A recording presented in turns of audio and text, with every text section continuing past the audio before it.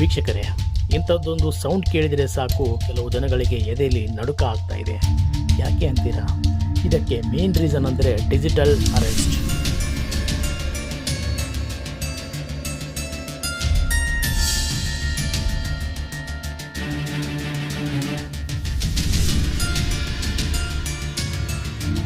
General ಆಗಿ police arrest ಕೇಳಿದ್ದೀವಿ, ಇದು ಯಾವ ಸೀಮೆ ಡಿಜಿಟಲ್ ಅರೆಸ್ಟ್ ಅಂತ ಅನ್ಕೋಬೇಡಿ.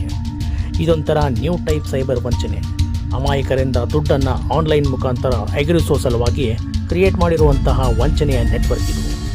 ಯಾರೋ ಅನ್ನೋನ್ ಪರ್ಸನ್ ಒಬ್ಬ ಕಾಲ್ ಮಾಡಿ ನಿಮ್ಮ ಮೊಬೈಲ್ಗೆ ಬಂದಿರೋ OTP ಹೇಳಿ ಬ್ಯಾಂಕ್ ಪಾಸ್ಬುಕ್ ಡೀಟೇಲ್ಸ್ ಹೇಳಿ ಅಂದರೆ ಹೌದಾ ತಗೊಳ್ಳಿ ಅಂತ ಕೊಟ್ಬಿಡೋಕ್ಕೆ ನಾವೇನು ಫೂಲ್ಸ್ ಅಲ್ಲ ಬಿಡಿ ಸಾರ್ ಅಂತ ಉತ್ತರ ಮಾತ್ರ ಕೊಡಬೇಡಿ.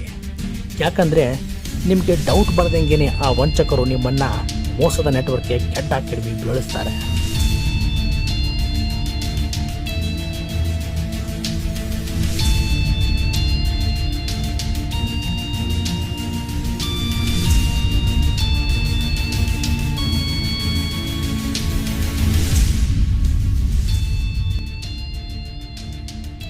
ಫೋನ್ ಕಾಲ್ ಮಾಡಿ ಈ ವಂಚಕರು ತಮ್ಮನ್ನು ತಾವು ಇನ್ವೆಸ್ಟಿಗೇಷನ್ ಸಂಸ್ಥೆಯ ಆಫೀಸರ್ಗಳು ಎಂದು ಹೇಳ್ಕೊತಾರೆ. CBI, ED, IT ಇನ್ನೂ ಬೇರೆ ಬೇರೆ ಇನ್ವೆಸ್ಟಿಗೇಷನ್ ಆಫೀಸ್ಗಳ ಸ್ಟುಡಿಯೋಗಳನ್ನು ಸೆಟಪ್ ಮಾಡಿ ಆಫೀಸರ್ಸ್ಗಳಂತೆಯೇ ಯೂನಿಫಾರ್ಮ್ನ ಹಾಕ್ಕೊಂಡು ವಿಡಿಯೋ ಕಾಲ್ ಮಾಡ್ತಾರೆ. ಇವರುಗಳ ಗತ್ತು ಗಾಂಭೀರ್ಯ ನೋಡಿನೇ ಫಸ್ಟ್ ಆಫ್ ಆಲ್ ಜನಗಳು ಹೆದರಿ ಧೈರ್ಯ ಕಳ್ಕೊತಾರೆ. ಕ್ರಮೇಣ ವಂಚಕರ ಜಾಲಕ್ಕೆ ಲಾಕ್ ಆಗಿಬಿಡ್ತಾರೆ. ನಂತರ ಅವರ ಮೇಲೆ ಸುಳ್ಳು ಆರೋಪನ ಹೇಳಿ ನೀವು ಡಿಜಿಟಲ್ ಅರೆಸ್ಟ್ನಲ್ಲಿದ್ದೀರಿ ಎಂದು ನಂಬಿಸಿ ಹಣನ ಪೀಕ್ತಾರೆ. ದೇಶದಾದ್ಯಂತ ಪ್ರೆಸೆಂಟ್ ಆಗಿ ಸೌಂಡ್ ಮಾಡ್ತಾ ಇರೋ ಈ ಡಿಜಿಟಲ್ ಅರೆಸ್ಟ್ ಸೈಬರ್ ವಂಚಕರ ಮೋಸದಾಟದ ಬಗ್ಗೆ ಖುದ್ದು ನಮ್ಮ ಪ್ರಧಾನಮಂತ್ರಿಗಳೇ ದೇಶದ ಜನಗಳಿಗೆ ಎಚ್ಚರಿಕೆಯ ಮಾತುಗಳನ್ನು ಹೇಳಿ ಅಲರ್ಟ್ ಆಗಿರುವಂತೆ ಸಂದೇಶ ಕೊಟ್ಟಿದ್ದಾರೆ.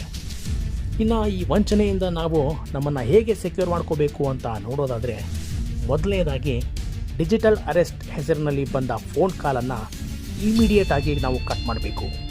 ಇಂಟರ್ನೆಟ್ನ ಆಫ್ ಮಾಡಿ ನಂಬರ್ ಬ್ಲಾಕ್ ಮಾಡಬೇಕು. ಸಂಖ್ಯೆ 1930ಗೆ ಕಾಲ್ ಮಾಡಿ ಲೋಕಲ್ ಪೊಲೀಸ್ ಆಫೀಸರ್ಗಳಿಗೆ ಅಥವಾ ಸೈಬರ್ ಆಫೀಸರ್ಗಳಿಗೆ ತಿಳಿಸಬೇಕು. ಸೈಬರ್ ಸೆಕ್ಯೂರಿಟಿ ಆ್ಯಪ್ನ ಮೊಬೈಲ್ನಲ್ಲಿ ಇನ್ಸ್ಟಾಲ್ ಮಾಡಿ ಇಟ್ಕೋಬೇಕು. ಇದೆಲ್ಲಕ್ಕಿಂತ ಹೆಚ್ಚಾಗಿ ಸೈಬರ್ ವಂಚನೆಗಳ ಬಗ್ಗೆ ತಿಳಿದು ಅಲರ್ಟ್ ಆಗಿರಬೇಕು.